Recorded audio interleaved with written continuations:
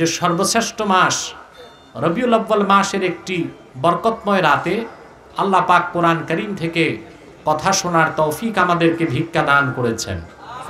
আলহামদুলিল্লাহ বলে।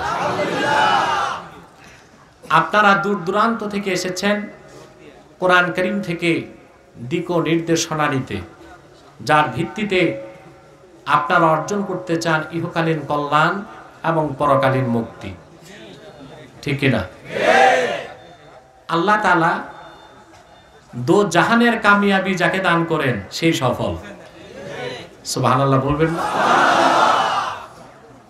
এই জাহানেও ওই জাহানেও। ঠিক কিনা? আমরা কামিয়াবি শুধু পৃথিবীতে চাই না, এটা অস্থায়ী। আমরা স্থায়ী কামিয়াবি চাই পরকালে। আবার পরকালের স্থায়ী কামিয়াবির জন্য অস্থায়ী দুনিয়াতেও কামিয়াবি প্রয়োজন আছে।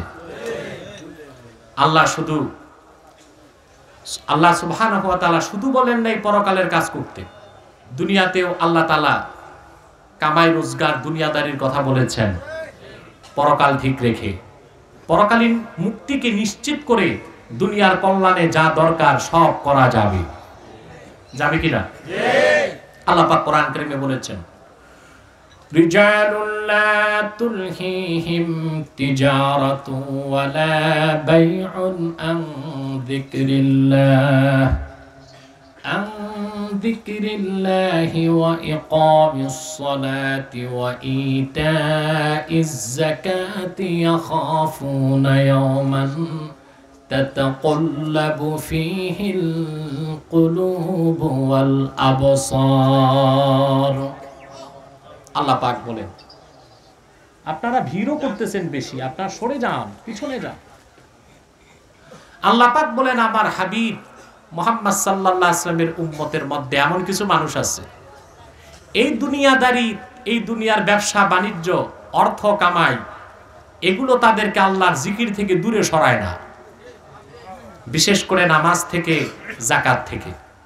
দুনিয়াতে তারা বিত্ত বৈভব সম্পদ সবকিছু করে, কিন্তু আল্লাহর জিকির থেকে দূরে সরে না, বরং প্রতিটি ক্ষণ তারা পরকালে যেদিন আল্লাহর ভয়তে অন্তর আর চক্ষু কাঁপবে সেদিনটাকে সামনে রাখে। এই লোকগুলো দুনিয়াতেও কামিয়াব, আখিরাতেও কামিয়াব। সুবহানাল্লাহ বলবেন না? আল্লাহ চান রাসূলুল্লাহ সাল্লাল্লাহু আলাইহি ওয়াসাল্লামকে এমন এক দিন আল্লাহ দিয়েছেন উম্মতের জন্য, যে দিন গ্রহণ করলে আপনি দুনিয়াতেও রাজা, পরকালেও রাজা। আপনাকে আল্লাহ দো জাহানের কামিয়াবি দান করবেন। আল্লাহ এটা বলেন নাই শুধু আপনি মসজিদে থাকবেন, শুধু খানকায় থাকবেন, মাদ্রাসায় থাকবেন, আর মসজিদ মাদ্রাসা খানকার বাইরে বাকি দুনিয়া কাফের মুশরিক বাতিলের হাতে তুলে দিবেন, এইটা আল্লাহ বলেন নাই। এক ধরনের মানুষ কিন্তু এইটাই চায় এই সমাজে। কিছু এদেরকে বলা হয় সুশীল সমাজ। এরা অধিকাংশই অবিশ্বাসী এবং সংশয়বাদী। বাংলাদেশে তাদের একটা নাম আছে বুদ্ধিজীবী। মাঝে মধ্যে বুদ্ধি বেড়ে যায়, তখন মাথার চুল আর থাকে না, একেবারে মাথাটা সাফা চাট, স্টেডিয়ামের মতো সাফ। কিন্তু আমি চিন্তা করে দেখছি এইরকম অধিকাংশ সংশয়বাদীদের মাথার ভিতরেও কিছু নাই, বাইরেও কিছু নাই। এরা এটাই চায়, আলেম, পীর, মৌলবী, মোল্লা, এরা থাকবে মসজিদ মাদ্রাসা খানকা নিয়ে। মানুষের আর্থসামাজিক ব্যবস্থা, তাদের ইহকালীন কল্যাণ ও মুক্তির জন্য আল্লাহ যে জীবন বিধান দিয়েছেন সেটার কথা তারা না বলুক না। আল্লাহ এটা বলেন নাই। আল্লাহ উম্মতে মুহাম্মাদীকে গোটা ভূপৃষ্ঠের মালিকানা দান করেছেন আল্লাহর জমিনে আল্লাহর বিধানকে কায়েম করার জন্য। সেজন্য আখিরাতের সাথে দুনিয়াও কথা বলে না, লাগবে দুনিয়া। হযরত আনাস বিন মালিক রাদিয়াল্লাহু তাআলা জালিলুল কদর সাহাবী, তিনি বলেন যে আমার বয়স যখন 10, আমার মা আল্লাহর রাসূলের খেদমতে নিয়ে গেলেন। সুবহানাল্লাহ। হযরত আনাস বলেন, আল্লাহর হাবিব যখন হিজরত করে মক্কা থেকে মদিনাতুল মুনাওয়ারাতে আসলেন, আমার মা আমাকে রাসূলুল্লাহর কদমে নিয়ে সুপর্দ করে দিলেন আর বললেন, ইয়া রাসূলুল্লাহ খুআইদিমুকা আনাস। খাদেমের তাসগীর হচ্ছে খুআইদিম। হে আল্লাহর রাসূল, আপনার সাহাবীগণের মধ্যে বয়সে সবচেয়ে ছোট খাদেম আমার কলিজার টুকরা সন্তান আনাসকে আপনার কদমে আমি সুপর্দ করে দিলাম। সে শুধু আপনার খেদমত করবে, তবে আমি মা আমার সামনে একটু তারে দোয়া করে দেন। হাদিস সাক্ষী, আল্লাহর হাবিব আনাস বিন মালিকের মাথায় হাত রেখে দোয়া করলেন। দোয়াটা মনে রাখবেন, আপনি আপনার সন্তানের জন্য এই দোয়াটা করবেন। আল্লাহর হাবিব আনাস বিন মালিকের মাথায় হাত রেখে দোয়া করলেন, আল্লাহুম্মা বারিক ফি মালিহি ওয়া আওলাদিহি ওয়া আতিল উমরাহ ওয়াগফির যামবা। আল্লাহু আকবার বলেন। আয় আল্লাহ তাআলা, তুমি আনাসের মালে বরকত দাও, তুমি তার সন্তানে বরকত দাও, তুমি তার হায়াত লম্বা করে দাও, আর পরকালে তার জীবনের সব গুনাহ মাফ করে দাও। রাসূল করিম সাল্লাল্লাহু আলাইহি ওয়াসাল্লাম দোয়া করলেন কয়টি? জোরে বলেন। আল্লাহ তার মালে বরকত দাও, তার আওলাদে বরকত দাও, তার হায়াত লম্বা করে দাও, তার জীবনের গুনাহ মাফ করে দাও। চিন্তা করছেন মুসলমান, চারটা দোয়ার তিনটেই তো দুনিয়ার জন্য, একটা আখিরাতের জন্য। তো দুনিয়া লাগবে? কথা বলে না। চারটি দোয়ার তিনটি দুনিয়া, একটি আখিরাত। আমার দেশে আলেম সমাজ যখন একটু ভালো খায়, ভালো পড়ে, ভালো চলে, ওই তথাকথিত বুদ্ধিজীবীদের গায়ে তখন আগুন জ্বলে। আপনারা তো আমার বিতর্কগুলো দেখেন, টকশো বলেন আপনারা। আমি টকশো বলি না, আমি বলি এটা ডিবেট। টকশো তো হচ্ছে, এটা হচ্ছে সময় পার করা। যাদের কাজ কাম নাই ওরা টকশো করে রাত জেগে। এদের নামও আছে টকারু। নাম কি? টকারু। না, এই টকশো না, ডিবেট গুলো দেখেছেন আপনারা? এক বুদ্ধিজীবী আমাকে ডিবেটে হঠাৎ প্রশ্ন করলো, আপনি হেলিকপ্টারে উঠে লাখ লাখ টাকা খরচ করেন কেন? আমি বলেছি, আপনার দেশের নায়িকা গায়িকারা বদমাশি করতে হেলিকপ্টারে উঠে, তাদের সমস্যা হয় না। আমি কোরআনের দাওয়াত নিয়ে মানুষের কাছে যাই, তাতে আপনার সমস্যা হচ্ছে? তার কোনো আর জবাব নেই। আলেমরা ভালো কাপড় পরুক, ভালো চলুক, ভালো খাওয়া দাওয়া করুক, ভালো থাকুক, এটা তাদের সহ্য হয় না। বেটা, আল্লাহর আকাশের নিচে রাসূলুল্লাহর উম্মতের আলেমরাই শ্রেষ্ঠ সন্তান। তাদের কারণেই তোমরা খেয়ে পড়ে ভালো আছো, ঠিক কিনা বলে? দোয়া আল্লাহ রাসূল কয়টা করলেন? আল্লাহ রাসূলের 4টি দোয়া আল্লাহ কবুল করে নিলেন। হযরত আনাস বড় হয়ে তিনি প্রতি রমজানে শুধু যাকাত বের করতেন কয়েক উট। সুবহানাল্লাহ। হায়াত কত লম্বা হয়েছিল, আর তার আওলাদ কত ছিল। বদরুদ্দিন আইনি শারহে বুখারীতে লেখেন, তিনি তার বংশের 98 জনকে গোসল এবং দাফন দিয়েছেন। তাতে বোঝা যায় তার হায়াত কত লম্বা ছিল, সন্তান কত হয়েছে। হযরত আনাস বলেন, আমার বিশ্বাস রাসূলুল্লাহর 4র্থ দোয়াটাও আল্লাহ কবুল করেছেন, আমার গুনাহ মাফ হয়ে গেছে। তাহলে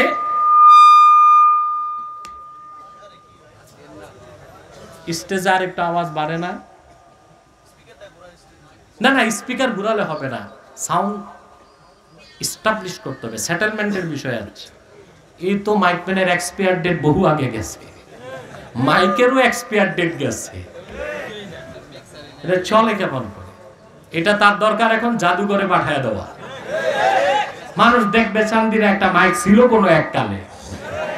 কি বলেন আপনারা?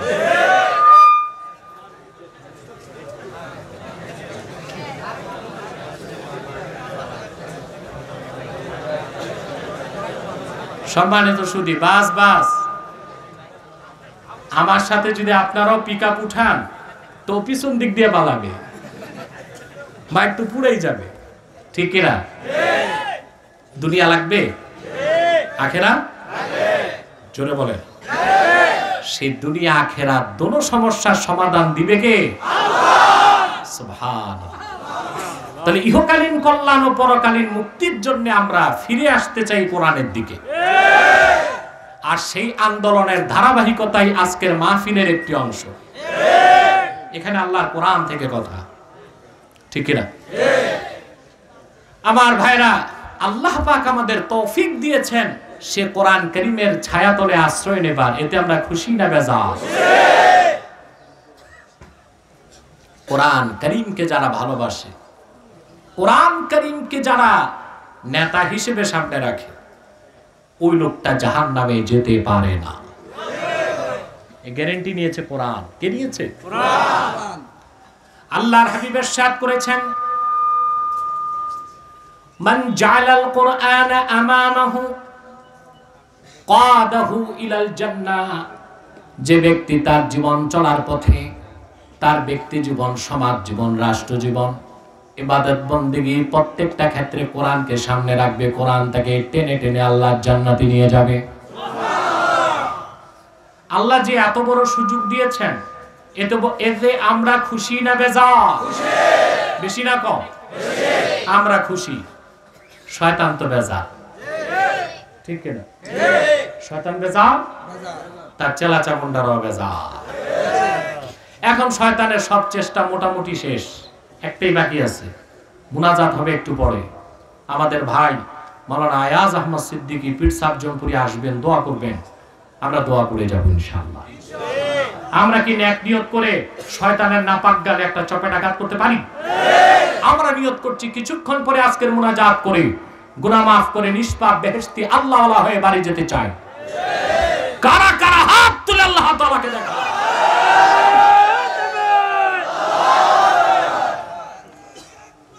আল্লাহু আকবার। এটা বন্ধ করুন, আরো ডিস্টার্ব হয়ে যাবে। বন্ধ আছে? আসুন সরাসরি কালামুল্লাহ শরীফ থেকে আমরা এবার কথা শুনবো, যে আয়াত আমরা তেলাওয়াত করেছি। আজকে আমরা সূরা মায়েদা থেকে 55 এবং 56 দুটো আয়াত তেলাওয়াত করেছি। বর্তমান বিশ্বে রাজনৈতিক যে ক্রান্তিকাল যাচ্ছে, রাজনৈতিক দুরবস্থা, মানুষের হাহাকার, যুদ্ধ বিধ্বস্ত অবস্থা, খুন খারাপি, মুসলিম নির্যাতন, মুসলমানদের প্রতিটি জনপদ আজকে রক্তাক্ত, মুসলমান নিগৃহীত, নিপীড়িত, লাঞ্ছিত এবং বঞ্চিত। কি তার মূলভূত কারণ আর কি তার সমাধান, আমরা তাই আজকে কোরআন কারীম থেকে শোনার চেষ্টা করব। আমার সঙ্গে আপনারাও তিলাওয়াত করুন, যেন প্রতিটি অক্ষরে নূর আল্লাহ তাআলা আমাদের সিনায় মানকুশ করে দেন। বলেন আল্লাহুম্মা আমিন। পড়ুন আউযু বিল্লাহি মিনাশ শাইতানির রাজীম। বিসমিল্লাহির রাহমানির রাহিম। ইন্নামা ওয়ালিয়ুকুমুল্লাহু ওয়া রাসূলুহু والذين آمنوا الذين يقيمون الصلاة ويؤتون الزكاة وهم راكعون ومن يتول الله ورسوله والذين آمنوا فإن حزب الله هم الغالبون صدق الله العظيم قرون صدق الله العظيم وصدق رسوله النبي الكريم ونحن على ذلك من الشاهدين والشاكرين والحمد لله رب العالمين আল্লাহ পাক সূরা মায়দা 55 নম্বর আয়াতে ইরশাদ করেছেন, ইন্নামা ওয়ালিয়ুকুমুল্লাহু ওয়া রাসূলুহু। মুমিনগণ, তোমাদের অভিভাবক হচ্ছেন আল্লাহ এবং আল্লাহর রাসূল মুহাম্মদ সাল্লাল্লাহু আলাইহি ওয়াসাল্লাম। ওয়াল্লাযীনা আমানু, এবং যারা ঈমান এনেছে মুমিন তারা। কি রকম মুমিন? আল্লাযীনা ইউকিমুনাস সালাহ, যারা নামাজ কায়েম করে। ওয়া ইউতুনা যাকাত, যাকাত আদায় করে, ওয়া হুম রাকিউন, এই অবস্থায় যে তারা নামাজে। ওয়া মান ইয়াতাওয়াল্লাল্লাহা ওয়া রাসূলাহু ওয়াল্লাযীনা আমানু, যারা নিরঙ্কুশভাবে আল্লাহকে বিশ্বাস করে মালিক হিসেবে এবং মুহাম্মদ সাল্লাল্লাহু আলাইহি ওয়াসাল্লামকে যারা বিশ্বাস করে অভিভাবক হিসেবে এবং মুহাম্মদ সাল্লাল্লাহু আলাইহি ওয়াসাল্লামের উম্মতের ঈমানদারদেরকে মানে নেতা হিসেবে, তারা হচ্ছে মুমিন। শোনো, ফা ইন্না হিজবাল্লাহি হুমুল গালিবুন, আর মুমিনরাই হচ্ছে আল্লাহর দল, আর তারাই হচ্ছে চিরন্তন বিজয়ী। বলেন সুবহানাল্লাহ। কার কথা? আল্লাহ। আমাদের জয় পরাজয় কে নির্ধারণ করেছেন? আল্লাহ। সফলতা ব্যর্থতা, সফলতা বিফলতা, এই পথ দেখায় কে? আল্লাহ। কোরআন কে দেখায়? আমরা সংক্ষিপ্ত ব্যাখ্যা করছি। তারপর এই দুই আয়াত থেকে আমাদের শিক্ষা কি? এই বিশাল মাজমা আপনারা জনসমুদ্রে পরিণত করেছেন, আলহামদুলিল্লাহ। কি মেসেজ নিয়ে যাবেন? প্রতিটি মাহফিলে একটি মেসেজ থাকতে হয়। কি থাকতে হয়? এই মেসেজ নিয়ে, বার্তা নিয়ে আপনাকে বাড়ি যেতে হবে, তাহলে মাহফিল সার্থক হবে। কি হবে? আমরা সেই মেসেজ নিয়ে বাড়ি যেতে চাই ইনশাআল্লাহ। আল্লাহ পাক বলেছেন, ইন্নামা ওয়ালিয়ুকুমুল্লাহু ওয়া রাসূল, তোমাদের ওয়ালি হচ্ছেন আল্লাহ এবং আল্লাহর রাসূল। ওয়ালি, ওয়ালি শব্দটা কোরআন কারীমে তিনটি অর্থে আল্লাহ ব্যবহার করেছেন। কয়টি অর্থে? ওয়ালির একটি অর্থ নাসির, সাহায্যকারী। ওয়ালির একটি অর্থ হচ্ছে মুহিব, বন্ধু। ওয়ালির একটি অর্থ হচ্ছে অভিভাবক। অর্থ কি? কথা বুঝতেছেন? আমি কোরআন কারীম থেকে তার উদাহরণ দিচ্ছি।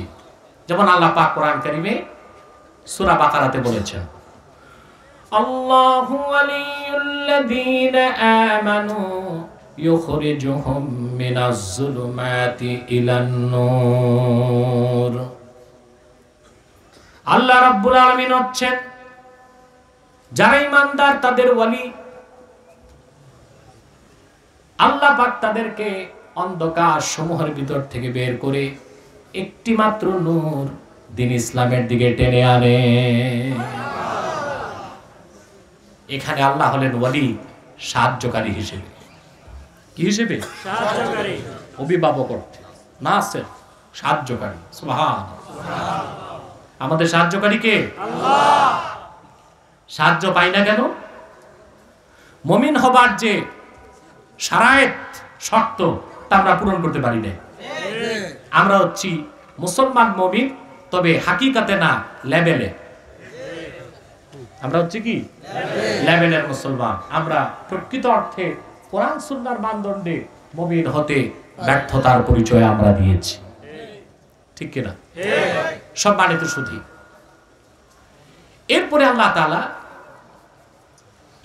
অন্য জায়গায় বলেন, ইন্না ওয়ালিয়াল্লাহুল্লাযী নাযালাল কিতাবা ওয়া হুয়া ইয়াতাওয়াল্লাস সালিহিন। নিশ্চয় আমার সাহায্যকারী হচ্ছেন আল্লাহ, যিনি নেককারদেরকে পৃষ্ঠপোষকতা করে থাকেন। এখানে ওলির অর্থ সাহায্যকারী। অর্থ কি? সাহায্যকারী। আল্লাহ পাক অন্যত্র বলেন, আলা ইন্না আউলিয়া আল্লাহি লা খাউফুন আলাইহিম ওয়া লা হুম ইয়াহজানুন আল্লাযীনা আমানু ওয়া কানু ইয়াত্তাকুন। সাবধান জেনে রেখো, নিশ্চয়ই যারা আল্লাহর ওয়ালি, অর্থাৎ আল্লাহ যাদেরকে ভালোবাসেন, মুহিব, সুবহানাল্লাহ বলেন, তাদের কোনো ভয় নাই, তাদের কোনো চিন্তা নাই। আল্লাহর ওলিদের কোনো ভয় নাই। কথা বলেন, আল্লাহর ওলিদের কোনো ভয় নাই, কোনো চিন্তা নাই। আল্লাহর ওলি কারা? আল্লাহর ওলি হতে বংশ লাগে? বংশ লাগে? তারপরে আমাদের দেশে যে নিয়মটা চলতেছে, পীরের ছেলে পীর, তার ছেলে পীর, তার ছেলে পীর, যোগ্যতা থাকুক আল্লাহ থাকুক। ঠিক কি?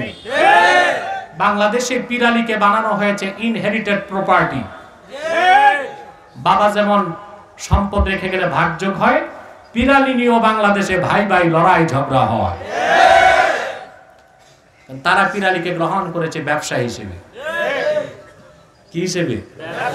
না, আল্লাহর ওলি হতে বংশ লাগে না, দুইটা জিনিস লাগে। কয়টা জিনিস? দুইটা। ইবনে কাসির তার তাফসীরে লিখেন, মান কানা মুমিনান তাকিয়্যা কানা লিল্লাহি ওয়ালিয়্যা। সুবহানাল্লাহ। কথাটা মনে থাকবে? কি মনে থাকবে? আপনারা শুনতেছেন কিনা তাই তো আমার সন্দেহ। শোনা যায়? পিছে শোনা যায়? ওই যে পিছে কিচ্ছু শোনা যায় না। তারপর আপনারা একটু চেষ্টা করুন, আমি আওয়াজটা পৌঁছে কিনা সেই চেষ্টা মাইকম্যান করুক, আর আপনি একটু ধৈর্য ধরেন।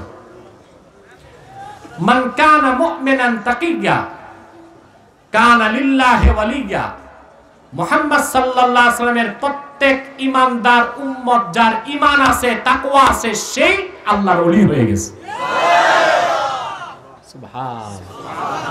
ওলি হওয়ার চেয়ে সহজ কিছু আছে? না। আমি বলি মেম্বার হওয়া কঠিন, তার চেয়ে কঠিন চেয়ারম্যান, তার চেয়ে কঠিন উপজেলা চেয়ারম্যান।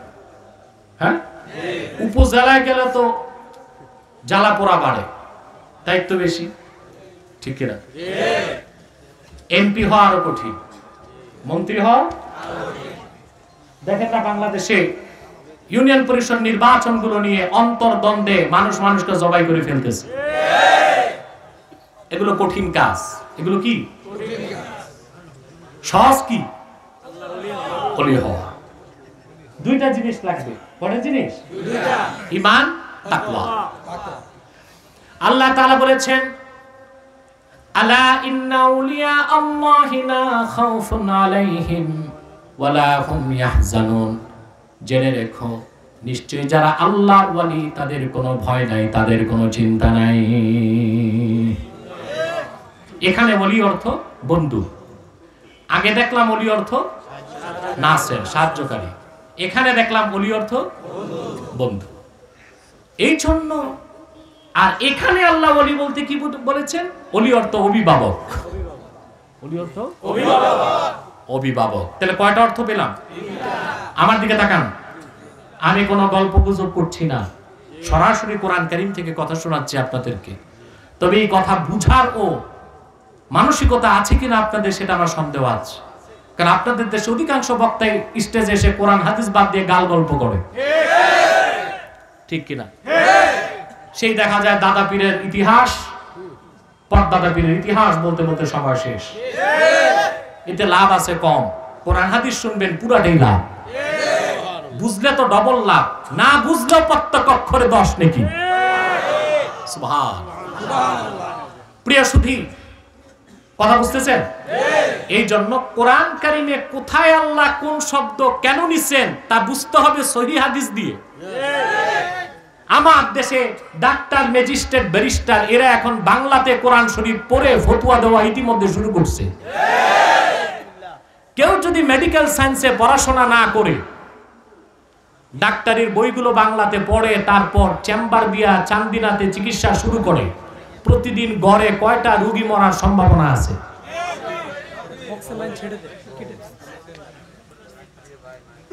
কথা বুঝতেছেন? আপনি ডাক্তারি পড়েন নাই, ডাক্তারি বইগুলো বাংলাতে পড়ছেন, তারপর একটা চেম্বার দিয়ে বড় ডাক্তার না দাঁতের ডাক্তার হইলেন, রোগী বাঁচবে কয়টা, মরবে কয়টা? বাঁচার চেয়ে মরবে বেশি, ঠিক কিনা? এখন দেখা যাচ্ছে অনেক উকিল, ম্যাজিস্ট্রেট, ব্যারিস্টার, সচিব আগে ছিল, এখন দাড়ি কয়খান পাকছে, কোরআন শরীফের তরজমা পড়ে কিছু বাংলাতে বই পড়ে ফতুয়াবাজি শুরু করছে। ফার্সিতে একটা কথা আছে, নিম মোল্লা খাত্রে ইমান, নিম হাকিম খাত্রে জান। মৌলবী যদি অর্ধেক হয় ইমান নষ্ট করবে, ডাক্তার যদি হাতুড়া হয় জীবন নষ্ট করবে। এক লোক গেছে দাঁত উঠাতে ডাক্তারের কাছে, ডাক্তার হাতুড়া ডাক্তার, দাঁতের ডাক্তার, বসছে বট গাছের নিচে, ডাক্তার কত বড় বুঝলেন তো? চেম্বার বট গাছের নিচে, সামনে টেবিল একখান, 3টা পায়া ঠিক, একটা বাঁশ। যে বলে স্যার আমার 2টা দাঁত তুলতে হবে, দাঁত ব্যথা। কত টাকা? বলে বেশি না, 10 টাকা। ফিস কত? 10 টাকা। ওই ডাক্তারের কাছে তো আর সায়েন্টিফিক ইনস্ট্রুমেন্ট নাই, আছে? সারাশি একটা দিয়ে দাঁত টেনে খুলছে। লোক তো মোটামুটি বেহুশ হওয়ার অবস্থা। 10 টাকা বের করছে, হবে না, 40 টাকা লাগবে। বলে কেন স্যার, একটা দাঁত তুলছেন 10 টাকা? তোমার চিৎকারে আমার 3 রুগী ভাগছে। মোট কত? রুগী চিন্তায় পড়ে গেছে। আমি আসলাম একটা ফোকলা দাঁত নিয়ে, এই দাঁত তুলতে এত কষ্ট কেন? হাঁ করে দেখে পচাটা জায়গা মতো আছে, ভালোটাই ভুলে ফেলছে। ডাক্তার যদি পড়াশোনা না করে ডাক্তারি করে, রোগী বাঁচবে না মরবে? জেনারেল শিক্ষিত যারা আজকে কোরআন হাদিস মাদ্রাসায় না পড়ে কোরআন শরীফের তরজমা পড়ে ফতুয়াবাজি করছেন, জনগণের ঈমান নষ্ট করতেছেন, এই অধিকার আপনাকে আল্লাহ তাআলা দেন না। ফতুয়া কি দেয়? আলেমরা কোরআন হাদিস বুঝে না, ওনারা বুঝে, ঠিক কিনা? বলে ধর্মনিরপেক্ষতার কথা কোরআনে আছে, কি রকম? লাকুম দীনুকুম ওয়ালিয়া দীন, সহিহ আল বুখারী। এটা কি বুখারী শরীফের হাদিস না কোরআন শরীফের আয়াত? এতটুকু জানে না, ফতোয়া দিচ্ছে, ঠিক কিনা? তাহলে দেখা যায় আল্লাহ এক ওয়ালি শব্দ কয়টা অর্থে নিছেন? আর আপনি বুঝবেন কি করে কোথায় কোন অর্থ আল্লাহ নিছেন? বুঝতে তো হবে, কথা বলে না। সেটা কি দিয়ে বুঝতে হবে? হাদিস। কথা বুঝতেছেন? হাদিস কি দিয়ে বুঝবেন?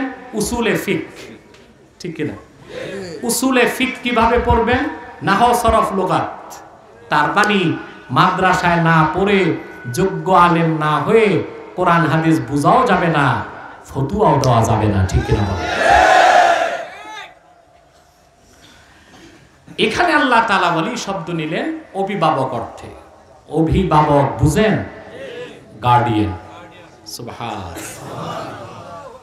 এখন আসেন সবচেয়ে সূক্ষ্ম যে বিষয় খেয়াল করেন, সেটা হচ্ছে আল্লাহ পাক বললেন তোমাদের অভিভাবক আল্লাহ, তোমাদের অভিভাবক মুহাম্মদ সাল্লাল্লাহু আলাইহি ওয়াসাল্লাম।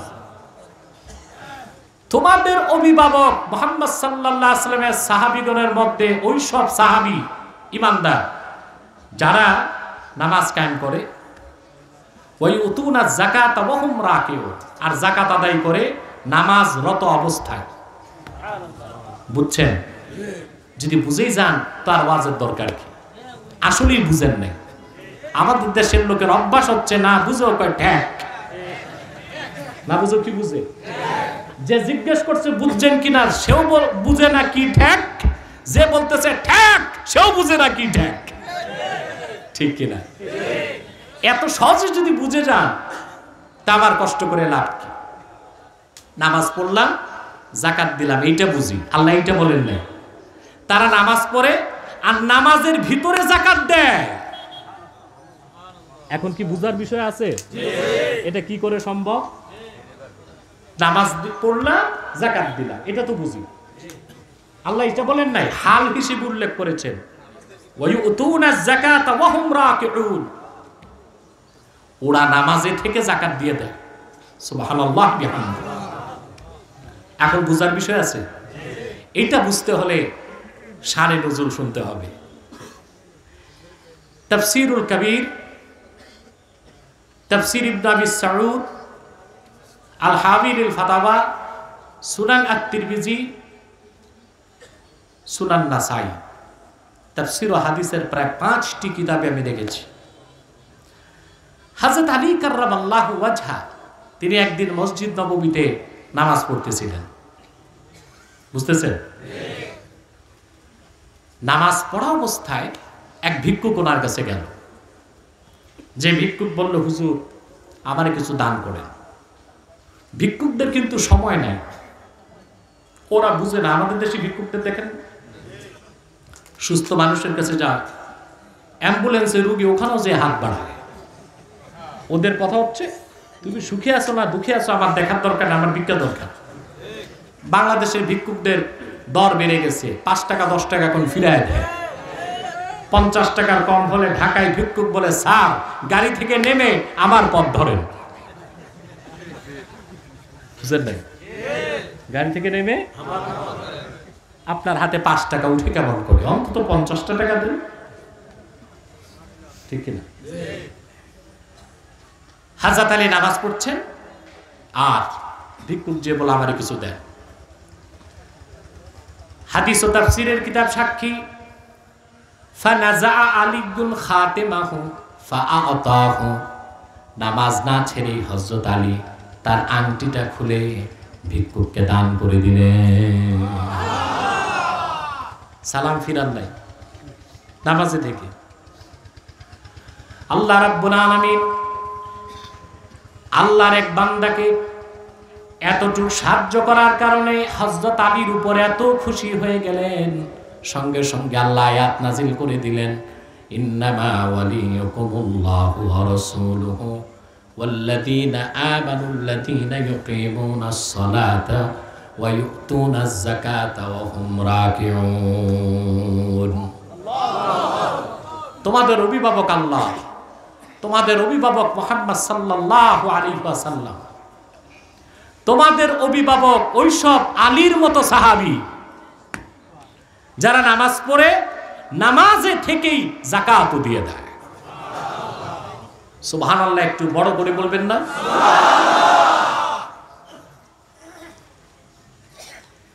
আয়াত নাজিল হয়ে গেল। হযরত আলীর নামাজ তখনও শেষ হয় নাই, ভিক্ষুক তখনও মসজিদ নববী সাল্লাল্লাহু আলাইহি ওয়াসাল্লামের দরজাও পার হয় নাই, আয়াত নাজিল হয়ে গেছে। আল্লাহর হাবিব সাল্লাল্লাহু আলাইহি ওয়াসাল্লাম মসজিদ নববীতে তালাশ করতেছেন। আয়াত থেকে বোঝা যায় আমার একজন সাহাবী দান করেছে আর সে নামাজে আছে, আরেকজন দান গ্রহণ করেছে। আল্লাহর হাবিব দেখলেন মসজিদ নববীর দরজা দিয়ে এক ভিক্ষুক বের হচ্ছেন। রাসূলুল্লাহ বললেন, হাল আ'তাকা আহাদুন শাইআ, আমার কোন সাহাবী কি তোমাকে কোনো কিছু দান করেছে নাকি? কথা বুঝতেছেন? ঘুমালে তো বোঝা যায় না, কে কে ঘুমান হাত উঠান। কিসে কয়েকটা হাত উঠছে, ওরা মনে ভালো মতো শুনতে পায় না, এই জন্য হাত উঠেছে। আমি অনুরোধ করছি, মাইকে খুব সমস্যা আমি জানি, আমার নিজেরও গরম লাগতেছে, আপনাদের তো লাগেই। আমি খুব সংক্ষেপে শেষ করছি, তবে আয়াতের সাবস্টেন্সটা বুঝার পর উঠার চেষ্টা করবেন। পারবেন না ইনশাআল্লাহ? আল্লাহু আকবার কাবীরা। ভাইকে কখন আনবা? আমি বললে না, রেডি রাখো। টাইম কত এখন? অনেক রাত হয়ে গেছে, ঠিক না? প্রায় তো 1 ঘন্টা চলে গেছে। আপনারা বলেন জি না। আপনাকে আমি বসলে কি ঘড়ি উল্টা চলে নাকি আপনাদের? 1 ঘন্টা তো চলেই গেছে, আর অল্প সময়। ইনশাআল্লাহ আমরা যে বার্তাটা নিচ্ছি তা বুঝতে হবে। প্রিয় ভাই বন্ধুগণ, এখন ভিক্ষুককে রাসূল করিম সাল্লাল্লাহু আলাইহি ওয়াসাল্লাম জিজ্ঞেস করলেন, কে দান তোমারে কে দিছে? ফাআশারা ইলা আলিয়্যিন ফাকালা যাকা আর-রাজুল ইয়া রাসূলুল্লাহ। তিনি ইশারা করে দেখালেন, ওই যে আপনার জামাতা আলী নামাজ পড়তেছে, এই আলী আমাকে নামাজে থেকেই আংটিটা দিয়ে দিচ্ছে। রাসূল করিম সাল্লাল্লাহু আলাইহি ওয়াসাল্লাম তখন কোরআনের এই আয়াত শোনায় দিলেন, বলেন সুবহানাল্লাহ। এখান থেকে 2টি জিনিস আমরা শিক্ষা নিচ্ছি। এক, কোন মুমিন যদি মুমিনকে সাহায্য করে এতে আল্লাহ বেশি খুশি হন, ঠিক কিনা? কাউকে দান করলে, সাহায্য করলে, উপকার করলে আল্লাহ তাআলা অনেক খুশি হয়ে যান।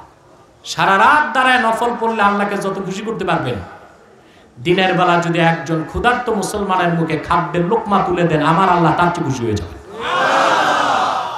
এটা আমার কথা না, কোরআনের কথা। সুনান তিরমিজির হাদিস, এক ব্যক্তি রমজান মাসে রাসূলুল্লাহর সাহাবী রোজা রাখছেন 3 দিন, কিছু খান নাই, ইফতার করতে পারেন নাই, সেহরিও করতে পারেন নাই, পানি খেয়ে ইফতার, পানি খেয়ে সেহরি। আর আমার দেশে কিছু বড় লোক এখন দেখা যায় রমজান মাসে আঙ্গুল ফুলে কলা গাছ। 30 বছর আগে রিকশায় চলতো, ভিক্ষা করে খাইতো, জুতা ছিল না পায়ে, এখন 10 তলার উপর 20 তলার উপর থাকে ঢাকায়, ধরাকে সরা জ্ঞান করে। ওনারা রোজা রাখতে পারে না, সমস্যা হয়, বলে রোজা এটা তো গরিবের জন্য। নাউজুবিল্লাহ বলে। রাসূল করিম সাল্লাল্লাহু আলাইহি ওয়াসাল্লাম সাহাবী 3 দিন রোজা রাখলেন, কিছুই খেলেন না, শুধু পানি। শুধু কি? চতুর্থ দিন তিনি আল্লাহর হাবিবের এক সাহাবীর কাছে যে বলেন, ভাই আর তো পারি না, খেতেও পারি না, রোজাও ছাড়তে পারি না, আজকে আসার পর তোমার বাড়িতে আমি দাওয়াত চাই। সুবহানাল্লাহ। সাহাবী বাড়িতে আসলেন, আপন স্ত্রীকে ডেকে বললেন, ঘরে কি আছে? বলে কেন? বলল, আল্লাহর হাবিবের এক সাহাবী রাতের বেলা মেহমান হবে, জলদি প্রস্তুত করো। স্ত্রী জবাব দিলেন, স্বামী ঘরে আমরা 3 জন, খানা আছে একজনের। সাহাবী বললেন, কোনো সমস্যা নাই, আমরা তো প্রত্যেক দিন পানাহার করে রোজা রাখি, আজকে খাবার দরকার নাই। স্ত্রী ডেকে বলল, আমরা না খেয়ে রইলাম, বাচ্চাটারে কি বুঝ দিব? সাহাবী বুদ্ধি শিখায় দিলেন, নববিমিস সাবিয়া ক্বাবলা সালাতিল ইশা, এশার নামাজের আগেই তোমার বাচ্চাটারে ঘুম পাড়ায় দাও, সারা রাত ঘুমে কাটায় দিবে, তার খাওয়ার দরকার আর নাই। ফালাম্মা ক্বাররাবতিত তাআমা ফাতফাইস সিরাজ, রাসূলুল্লাহর সাহাবীর সামনে যখন খানার খাজাঞ্চা রাখবা, কৌশলে বাতিটা নিভায় দিও, কারণ তিনি তো আমাদের ছাড়া খাবেন না, আমরা খেলে তার খানা কম হয়ে যাবে, তার পেট ভরবে না। আমরা অন্ধকারে স্বামী স্ত্রী দূরে বসে খালি পাত্রে হাত তুলবো আর নামাবো, আল্লাহর হাবিবের সাহাবী মনে করবেন আমরা স্বামী স্ত্রীও পানাহার করছি। ঘটনা তাই ঘটল। রাসূলুল্লাহর সাহাবীকে পরিতৃপ্তির সাথে মেহমানদারি করলেন স্বামী স্ত্রী, বাচ্চা ঘুমে সারা রাত অভুক্ত। ফজর আজান হয়ে গেল, স্বামী স্ত্রী পানি দিয়ে সাহারি করলেন। ফজর নামাজে রাসূল করিম সাল্লাল্লাহু আলাইহি সাল্লাম ইমামতি করছিলেন। নামাজ যখন শেষ, সুবহানাল্লাহ, সেই সাহাবীর দিকে আল্লাহর হাবিব তাকালেন, তারপর বললেন, ও সাহাবী, গত রাতে কি আমল করেছো?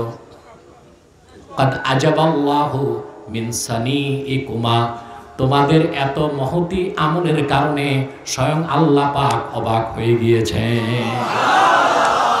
কি আমল করছো শোনাও আমারে। সাহাবী পুরা ঘটনাটা বললেন। আমরা না খেয়ে আপনার 3 দিনের অভুক্ত সাহাবীকে মেহমানদারি করছে, আর কিছু করি নাই। আল্লাহর হাবিব বলেন, তোমার ফজিলতে আয়াত নাজিল হয়ে গেছে। আল্লাহ ঘোষণা করেছেন, ওয়া ইউথিরুনা আলা আনফুসিহিম ওয়ালাউ কানা বিহিম খাসাসা, আই মুজাআহ। সুবহানাল্লাহ। হে হাবিব মুহাম্মদ সাল্লাল্লাহু আলাইহি সাল্লাম, আপনার সাহাবীদের মধ্যে এমন প্রশস্ত হৃদয়ের মানুষও আছে যারা নিজেরা অভুক্ত থেকে ক্ষুধার যন্ত্রণা বরদাস্ত করে আরেকজনকে খাবার লোকমা তুলে দেয়।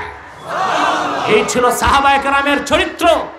আর সেই কোরআন সুন্নাহকে বাদ দিয়ে পাশ্চাত্যের গোলামি আর শিক্ষা গ্রহণ করার কারণে আজ আমার দেশের শিক্ষিত মানুষগুলো ফাইল ঠেকায় দুর্নীতির মাধ্যমে জনগণের মুখের গ্রাসকে কেড়ে নিচ্ছে। ঠিক কিনা বলেন?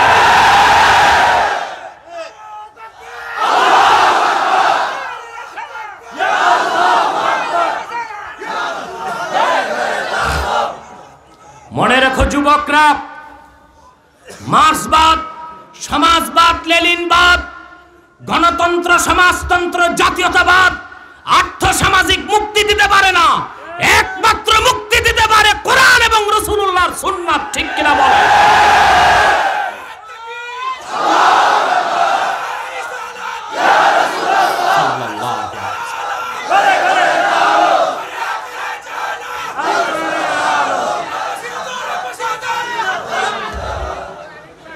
আমরা আজকে লক্ষ্য করে দেখেন, মধ্য এশিয়ায় কোরআনের আইন কায়েম হয়েছে। দেশটির নামও আপনারা জানেন। বিদেশি সাংবাদিকরা সেখানে ঢুকে জিজ্ঞেস করলো পরিস্থিতি কি।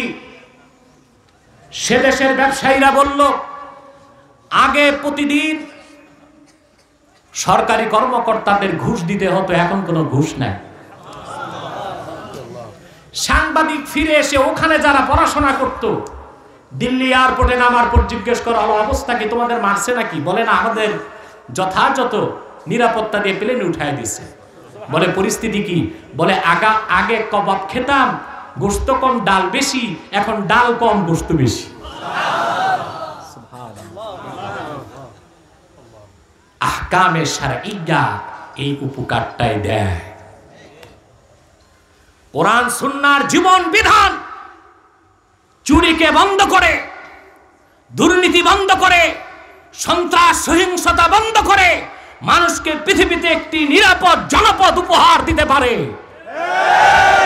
পশ্চিমাদের পক্ষে মানুষকে নিরাপদ জনপদ দেওয়া সম্ভব হয় নাই।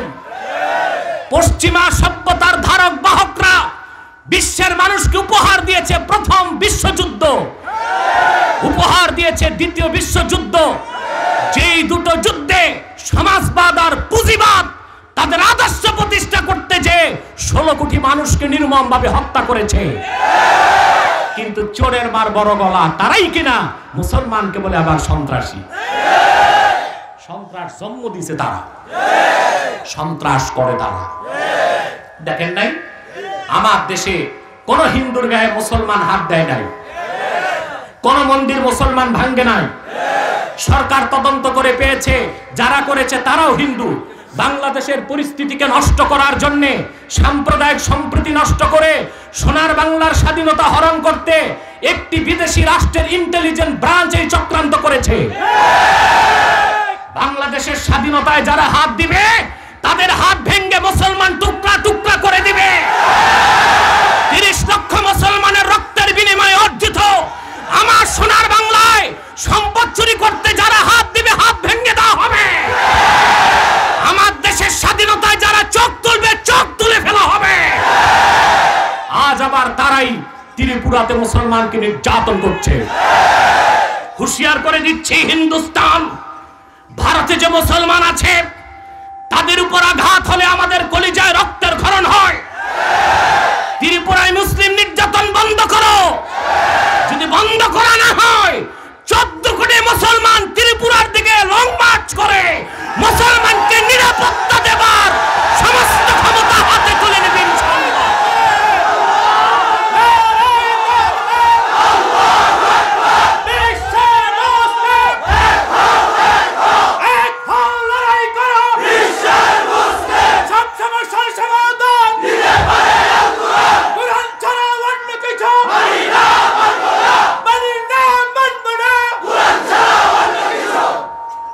আমরা এই দেশে যারা হিন্দু আছে তাদের নিরাপত্তা দেই, আমাদের সরকার দিয়েছে। তোমরা কেমন গণতান্ত্রিক দেশ যে আমার মুসলমান ভাইকে নিরাপত্তা দিতে পারো নাই? কারণ তোমরাও মুসলিম বিদ্বেষী। ঠিক কিনা বলো? অতএব এই পৃথিবীতে সুখ শান্তি, আর্থ সামাজিক সমস্যার সমাধান, রাজনৈতিক মুক্তি, মানুষের সুখ ও সমৃদ্ধি, ইহকালীন কল্যাণ, পরকালীন মুক্তির জন্য যুব সমাজ আহ্বান করছে তোমাদেরকে। আর নয় লেনিনবাদ, সমাজবাদ, আর নয় secularism, communism, socialism, democracy, aristocracy. ফিরে আসতে হবে আল্লাহর কোরআনের মতাদর্শের দিকে। রাজি আছেন? আল্লাহ কবুল করুন, আল্লাহ মঞ্জুর করুন, আল্লাহ কবুল করুন। আল্লাহুম্মা আমিন। বাংলাদেশে মানুষ যখন নিরাশ, আমি তখন বুকে আশাবাদ দিই, ঠিক কিনা? কয়জন মানুষের মুখ বন্ধ করবেন? কতটা মানুষকে আটকাবেন? আমি ঘোষণা দিয়েছি, সারা বাংলাদেশ যদি জেলখানায় পরিণত হয়ে যায়, কোরআনের কথা বলার কারণে ফাঁসির সব রশি যদি শেষ হয়ে যায়, তারপর বাংলাদেশে ইসলামের পক্ষে কথা হবেই হবেই হবে।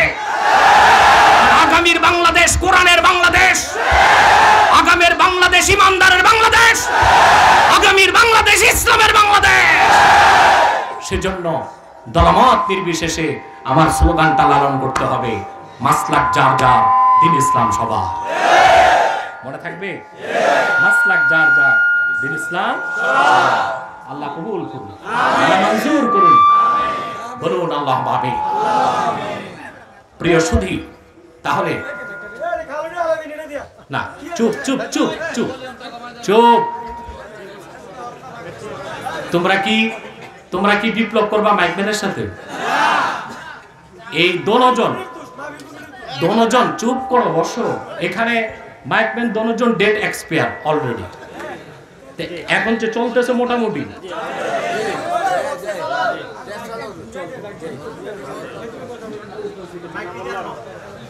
প্রিয় সুধী, একদম খামোশ, একদম খামোশ, কথা শোনার চেষ্টা করো আমার ভাইরা। তাহলে আল্লাহ তাআলা মানুষের উপকারকে সবচেয়ে পছন্দ করেন, ঠিক কিনা? ইসলাম মানুষের কল্যাণ চায়, মানুষের উপকার, মানব সেবাকে ইসলাম সবচেয়ে বেশি গুরুত্ব দিয়েছে। 2, আল্লাহ রাসূল সাল্লাল্লাহু আলাইহি ওয়াসাল্লামের সাহাবীগণের মধ্যে সবাই সমালোচনার ঊর্ধ্বে। আমাদের আকীদা তারা মেয়ারুল হক ওয়াল আদালা, কারণ আল্লাহ তাদেরকে আমাদের নেতার মর্যাদা দিয়েছেন। কে দিয়েছেন? সেই সাহাবায়ে কেরামের মধ্যে আবার সর্বশ্রেষ্ঠত্ব আল্লাহ দিয়েছেন আহলে বায়তকে। সেই আহলে বায়তের সদস্য হযরত আলী কারামাল্লাহু ওয়াজহা, বলেন সুবহানাল্লাহ।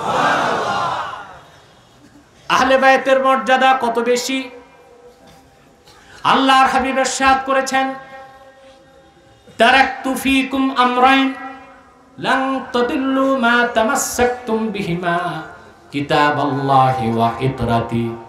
আমি তোমাদের জন্য দুটো জিনিস রেখে গেলাম, একটি আল্লাহর কিতাব কোরআন কারীম, আর একটি আমার বংশধর, বলেন সুবহানাল্লাহ। আহলে বায়ত তাদের মর্যাদা কত বেশি যে হযরত আলী কারামাল্লাহু ওয়াজহার কাজকে আল্লাহ পাক ওহী নাজিল করে স্বীকৃতি দিয়েছেন, বলেন সুবহানাল্লাহ। তাহলে আমাদের আল্লাহ অভিভাবক, মালিক হিসেবে, আর আমরা আল্লাহ রাসূল মুহাম্মদ সাল্লাল্লাহু আলাইহি সাল্লামের উম্মত, এই হিসেবে আল্লাহ রাসূল মুহাম্মদ সাল্লাল্লাহু আলাইহি সাল্লাম আমাদের অভিভাবক। আর জীবন চলার পথে কোরআন সুন্নাহর অনুসরণ সাহাবায়ে কেরাম যেভাবে করেছেন তা আমরা অনুসরণ করব। সেই জন্য সাহাবায়ে কেরাম আমাদের অভিভাবক এবং নেতা। কথা বুঝতে পারছেন? এবার আমরা দ্বিতীয় আয়াতে চলে যাচ্ছি। وَمَن يَتَوَلَّ اللَّهَ وَرَسُولَهُ وَالَّذِينَ آمَنُوا فَإِنَّ حِزْبَ اللَّهِ هُمُ الْغَالِبُونَ। যারা আল্লাহকে মালিক হিসেবে বিশ্বাস করবে আর মুহাম্মদ সাল্লাল্লাহু আলাইহি ওয়াসাল্লামের খাঁটি উম্মত হবে এবং মুহাম্মদ সাল্লাল্লাহু আলাইহি ওয়াসাল্লামের উম্মতের মধ্যে খাঁটি ঈমানদারকে নেতা হিসেবে গ্রহণ করবে, তারাই হিজবুল্লাহ, আল্লাহর দল, আর তারাই চূড়ান্তভাবে বিজয় লাভ করবে, বলেন সুবহানাল্লাহ। তাহলে আমাদের বিজয় কিভাবে তা আমরা বুঝতে পারলাম। নেতা ঠিক করতে হবে। কি ঠিক করতে হবে? সমস্যা আমাদের নেতা। সমস্যা কোথায়? সমস্যা কোথায়? যারা আমাদেরকে নেতৃত্ব দিবে তাদের মধ্যে সবচেয়ে বড় বড় সমস্যা। আমি একটা উদাহরণ দিয়ে থাকি। একটি বাস ঢাকা থেকে চট্টগ্রাম যাবে। কোথায়? খুব ডিলাক্স কমফোর্টেবল বাস এখন বের হয়েছে। তারা আবার বলে যে তাদের বাসে উঠলে বিমানের মতো আরাম। অবশ্যই এটা ডায়লগ হয়ে গেছে। ভাঙ্গা চূড়া বাস, পিছে লেখা সড়ক পথে বিমানের ছোঁয়া। বাসের দরজাও নাই, জানালাও নাই। আপনারা দেখবেন এই যে আপনার গরিপুর থেকে কুমিল্লা কিছু টমটম বাদ যায়, এর পিছেও লেখা আছে সড়ক পথে বিমানের ছোঁয়া, বাসের চাক্কা চারটা ছাড়া, জানালা নাই, দরজাও। তো অনেক দামি দামি বাস এখন আছে, চলে, ঠিক না? এই বাস 40 জন যাত্রী, কয়জন? সামনের 10 জন দেশের সেরা পীর সাহেব, তারপর 10 জন সেরা আলেম, তারপর 20 জন দেশের শ্রেষ্ঠ মুহাদ্দিস, 40 জন সবই তো আউলিয়া কেরাম। কিন্তু যিনি চালায় বাসের ড্রাইভার, ওখানে বসালেন একজন ড্রাগ অ্যাডিক্টেড নেশাখোরকে। এই বাস ঢাকাতে চট্টগ্রাম যাওয়ার সম্ভাবনা আছে? নামাজ পথে হয় যাবে খালে নয় ডালে। যাত্রীদের দোষ আছে? কথা বলেন, সমস্যা কই? আমরা ছোট্ট দেশটিতে 17 কোটি 46 লক্ষ মানুষ, অধিকাংশ মুসলমান, 3.5 লক্ষ মসজিদ, হাজার হাজার মাদ্রাসা, হাজার হাজার পীর এবং মুরিদ। আরব বিশ্বকে বাদ দিলে দুনিয়ার কোথাও এত কোরআনের মাহফিল হয় না যত বাংলাদেশে হয়। কিন্তু সেই দেশে ইসলামের পক্ষে কোনো কাজ নাই। কেন? যাত্রী সব ঠিক, সমস্যা হচ্ছে ড্রাইভারে। সেই জন্য নেতা ঠিক করতে হবে। কি ঠিক করতে হবে? আল্লাহ শর্ত দিয়েছেন, ইমানদার হতে হবে, আর মুমিনকে নেতা মানতে হবে। ইমানদার কিভাবে? আল্লাহর তাওহীদকে বিশ্বাস করতে হবে, মুহাম্মদ সাল্লাল্লাহু আলাইহি সাল্লামের রিসালাতকে বিশ্বাস করতে হবে, পুরা 30 পারা কোরআনকে বিশ্বাস করে, সহিহ হাদিসকে বিশ্বাস করে, তাহলে আপনি মুমিন। আপনি কি? সেটা আবার মৌখিক চলবে না, ইমানটা হতে হবে প্রগাঢ়। মুমিন কি রকম হবেন? সূরা হুজুরাতে আল্লাহ ব্যাখ্যা করেছেন। আল্লাহ রাব্বুল আলামিন বলেন, ইন্নামাল মুমিনুনাল্লাযীনা আমানু বিল্লাহি ওয়া রাসূলিহি ثم لم يرتابوا وجاهدوا بأموالهم وأنفسهم في سبيل الله أولئك هم الصادقون। আর যারা বিশ্বাস স্থাপন করেছে আল্লাহর উপর এবং তার রাসূল মুহাম্মদ সাল্লাল্লাহু আলাইহি সাল্লামের উপর, সুম্মা লাম ইয়ারতাবু, তারপর এই ঈমানের কোন একটা বিষয়ে কোনো সন্দেহ নাই, রাখলো না, সুবহানাল্লাহ বলবেন না? ওয়া জাহাদু বিআমওয়ালিহিম ওয়া আনফুসিহিম ফি সাবিলিল্লাহ, অতঃপর আল্লাহর পথে জিহাদ করে জান এবং মাল দিয়ে। আল্লাহ পাক বলেন, উলাইকা হুমুস সাদিকুন, তারাই ঈমানের দাবিতে সত্যবাদী। এই মুমিন হওয়ার পর নেতা যখন মুমিন হবে, আপনার নাম, আপনার দলের নাম হিজবুল্লাহ, আল্লাহর দল। আর আল্লাহ ওয়াদা করেছেন, ফাইন্না হিজবাল্লাহি হুমুল গালিবুন, যারা আল্লাহর দল তারা বিজয়ী হবেই হবেই হবে। দুনিয়ার কোন পরাশক্তি তাদের বিজয়কে ঠেকাতে পারে না, যার প্রমাণ মধ্য এশিয়ার মুমিনগণ দেখিয়েছে। ঠিক কিনা বলেন? সাদাকাল্লাহুল আযীম ওয়া সাদাকা রাসূলুহুন নবিয়ুল কারীম ওয়া নাহনু আলা যালিকা মিনাশ শাহিদিন ওয়াশ শাকিরিন ওয়াল হামদুলিল্লাহি রাব্বিল আলামিন। আর একটি লোক দাঁড়াবেন না, বসেন। হাজার হাজার মানুষের মাথা ডিঙ্গিয়ে বের হন, লজ্জা তো থাকা দরকার। তবে এইরকম মাইকে যে এতক্ষণ বসে আছেন, সেটাও একটা গনিমত। আলহামদুলিল্লাহ। কোরআন কারীম মাদ্রাসায় নিয়ে যাও, স্বেচ্ছাসেবক কোরআন কারীম মাদ্রাসায় রেখে আসেন বুকে করে। প্রিয় ভাই সব, আমার ভাই ও বন্ধুগণ, হবে হবে হবে ওইটা কালেকশন। মুনাজাতের আগে আমি সুযোগ দিব।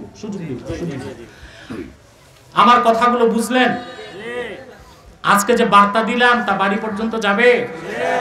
কথা বলে না, যাবে? বাড়ি পর্যন্ত যাবে? যাবে ইনশাআল্লাহ? শোনেন ভাই সব, দীর্ঘ সময় কথাগুলো বললাম,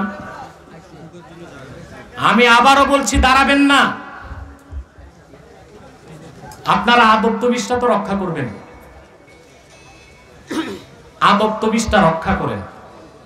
সভাপতি সাহেব আসছেন, তিনি মুনাজাত করবেন, দীর্ঘ বক্তব্য রাখবেন না, তারপর চলে যাবেন আপনারা। আর সর্বোচ্চ আধা ঘন্টা, এর বেশি না, এর মধ্যেই বিদায় নিতে পারবেন। বেশি তাড়াহুড়োর তো প্রয়োজন নাই। আমি সব সময় একটি কথা আপনাদেরকে বলে দিই, আজও তা বলছি, আপনারা এখানে বিভিন্ন দলের লোক আছেন না? আপনাদের মধ্যে কোনো মারামারি আছে, ঝগড়া বিবাদ, সংঘাত কেন নাই? আমরা সব দলের লোক এখানে আছি, কিন্তু আমাদের সবচেয়ে বড় পরিচয় আমরা মুসলমান। আমরা কি জেনে বলেন, আমরা কি? এই পরিচয়টা আমাদের ধরে রাখতে হবে, ঠিক কিনা বলেন? বাংলাদেশে ইসলাম ও মুসলমানের বিপক্ষে অনেক কুফরি শক্তি কাজ করে যাচ্ছে। তার মধ্যে সবচেয়ে ভয়ঙ্কর হচ্ছে নিকৃষ্টভাবে ইসলাম ও মুসলমানের বিরোধিতা করে যাচ্ছে কাদিয়ানী সম্প্রদায়। নিঃসন্দেহে তারা কাফের এবং অমুসলিম, ঠিক কিনা বলেন? তাদেরকে যারা কাফের বলবে না, তারাও কাফের। বাংলাদেশে তারা ইসলাম ও মুসলমানের বিপক্ষে চক্রান্ত করে যাচ্ছে।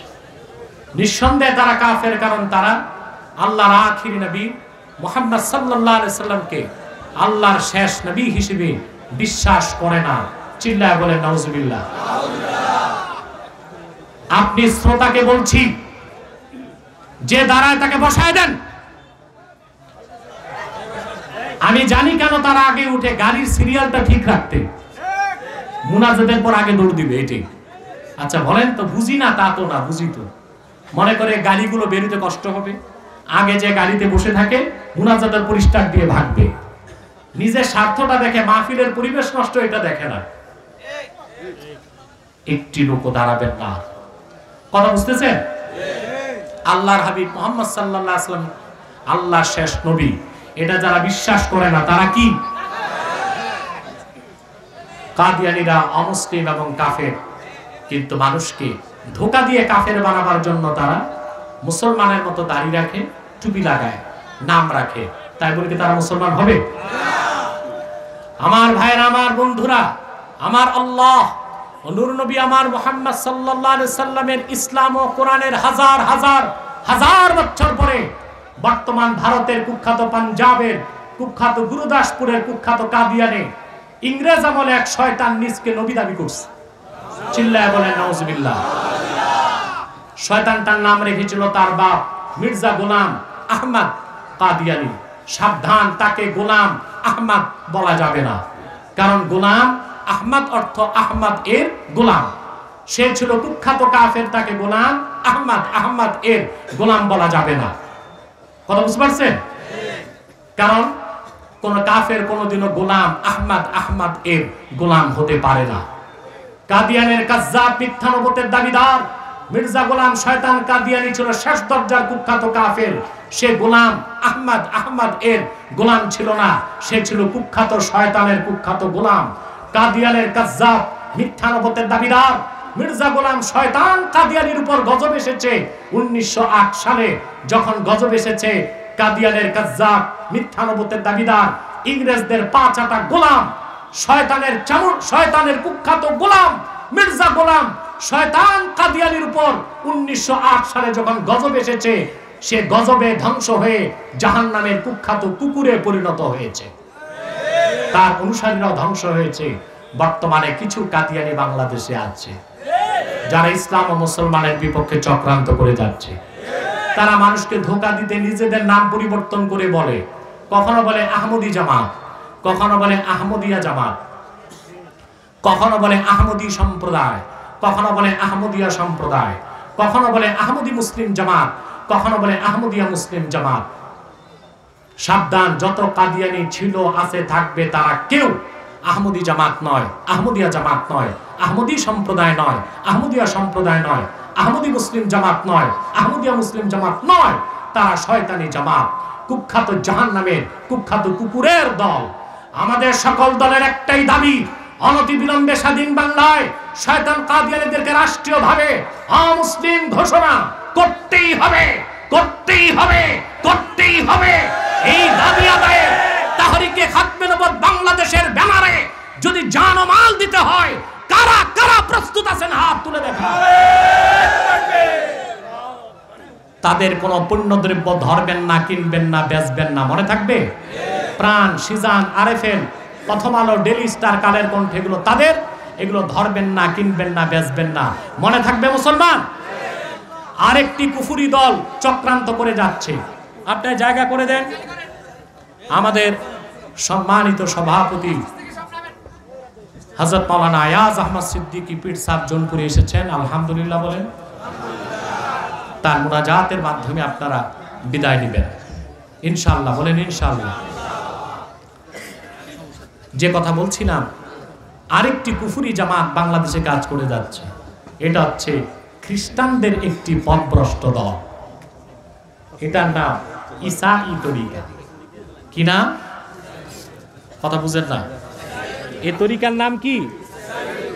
খ্রিস্টানদের গোপন দল। খ্রিস্টানদের, এরা নিজেদের পরিচয় দেয় ঈসাঈ তরিকাভুক্ত মুসলমান, আসলে কি খ্রিস্টান। অর্থাৎ তারা বলে আমরা মুসলমান, তবে ঈসার উম্মত মুসলমান। আপনারা বলেন ঈসার উম্মত মুসলমান না খ্রিস্টান? আমি জানি আপনি শুনলে কষ্ট পাবেন, তাও বলছি। এই রকম মুসলিম নামদারি খ্রিস্টান বাংলাদেশে এখন আছে 9.5 লাখ, 9.5 লক্ষ। নাউজুবিল্লাহ বলবেন। তাদের এক বড় নেতা, আমার দিকে তাকান, তাদের এক বড় নেতা কানাডাতে থাকে। কোথায়?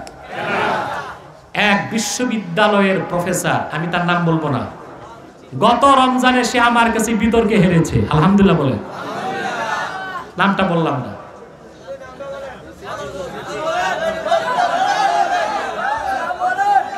অনেক কাফের নাস্তিকই হেরেছে, কিন্তু এইটা ছিল খ্রিস্টান নেতা, কানাডা এক বিশ্ববিদ্যালয়ের প্রফেসর। সে হাদিস অস্বীকার করে, বুঝলেন? সে হচ্ছে ওই খ্রিস্টান দলের সদস্য যারা নিজেদেরকে বলে ঈসাঈ মুসলমান, আসলে তারা কি খ্রিস্টান। এদের ব্যাপারে আপনাদের সাবধান থাকতে হবে, পারবেন তো ইনশাআল্লাহ? আরেকটু বলে দিই, হিজবুত তাওহীদের ব্যাপারে সাবধান থাকবেন। এটা আরেকটা কুফরিদের জামাত। হিজবুত তাওহীদের আকীদায় সুস্পষ্ট কুফর, এবং তারা কাফের অমুসলিম, তাতে কোনো সন্দেহ নাই। কথা বুঝতে পারছেন? এলাকাতে যদি ঢুকে, ধরে কিছু উত্তম মধ্যম দিয়া পুলিশের হাতে তুলে দেবেন, পারবেন তো ইনশাআল্লাহ? আল্লাহ তাআলা যেন কবুল করেন, বলুন আল্লাহুম্মা আমিন। আপনারা আজকে এখানে উপস্থিত হয়েছেন, আলহামদুলিল্লাহ। আমি সবার জন্য দোয়া চাই। আপনারা বিভিন্ন তরিকার লোক এখানে আছেন। আমাদের খানদানের মরহুম আল্লামা উজাইর আহমদ সিদ্দিকী রহমতুল্লাহ এই এলাকাতে বেশি খেদমত করছেন। ওনার ভক্ত মুরিদ অনুসারী আপনারা বেশি। তার উত্তরসূরি হযরত মাওলানা আয়াজ আহমদ সিদ্দিকী আল কুরাইশি সাহাব প্রতি বছর আসেন, আলহামদুলিল্লাহ। এখানে যে ডাক্তার কোথায়? আনোয়ার মুস্তাফা কোথায়? আচ্ছা আচ্ছা, সে আছে তার মেহমানের দায়িত্বে। সে খুবই ইখলাসের সাথে কাজ করে। এখানে অনেকেই আছেন আলহামদুলিল্লাহ যারা অতিথি হিসেবে আছেন। শফিকুল ইসলাম সাহেব উপস্থিত আছে, তারপরে ফজলুর রহমান সাহেব, নাজমুল সাহেব আছেন, মাস্টার আব্দুল মান্নান, মুখলিসুর রহমান, তাজুল ইসলাম, সবার জন্য দোয়া চাই। অন্য যারা অতিথি ছিল, সেলিম প্রধান, ফজলুল করিম, মুজিবুর রহমান সরকার, তাদের জন্য দোয়া চাই। আর একটু দোয়া চাই, সেটা কোনো রাজনৈতিক কারণে না। আমার সাথে একটা ভালো সম্পর্ক ছিল মরহুম অধ্যাপক আলী আশরাফ সাহেবের জন্য। তিনি সব সময় যখন আমি মাহফিলে আসতাম এই এলাকায়, তিনি এক বাক্যে প্রশাসনকে বলে দিতেন যে মাহফিলে কোনো ঝামেলা করবা না তোমরা। এবং অধিকাংশ মাহফিল আমি দিনে বা রাতে যখনই আসতাম তিনি উপস্থিত থাকতেন। যদি পার্লামেন্টের অধিবেশন না থাকতো তো এই এলাকায় চান্দিনে আমার একটা প্রোগ্রামও তিনি মিস করেন নাই। আমি দোয়া চাই আল্লাহ তাআলা যতটুকু তিনি দিনের পক্ষে কাজ করে গেছেন ততটুকু যেন কবুল করে নেন। আগামী 17 নভেম্বর ফাউই ঐতিহাসিক হাই স্কুল মাঠে আমি ইনশাল্লাহ আসবো। সেখানে আমার ভাই তো থাকবেনই, সেখানে আমি আসবো ইনশাল্লাহ। আরও আগে আসার চেষ্টা করব, রাত 9টার মধ্যে ইনশাল্লাহ। আপনারা যাওয়ার চেষ্টা করবেন, পারবেন ইনশাল্লাহ? ফাউই কাছে না দূরে? মোটামুটি 8-10 কিলো হবে, এই 10 কিলো হবে আমার ধারণাতে, একটু আছেই। আপনি ইনশাল্লাহ চলে যাবেন, আল্লাহ যেন কবুল করেন। দ্বিতীয় আরেকটা কথা, মাদ্রাসার জন্য কিছু সহযোগিতা আপনারা করবেন। 2 মিনিট আমি সময় নিচ্ছি, ব্যাগগুলো যাচ্ছে।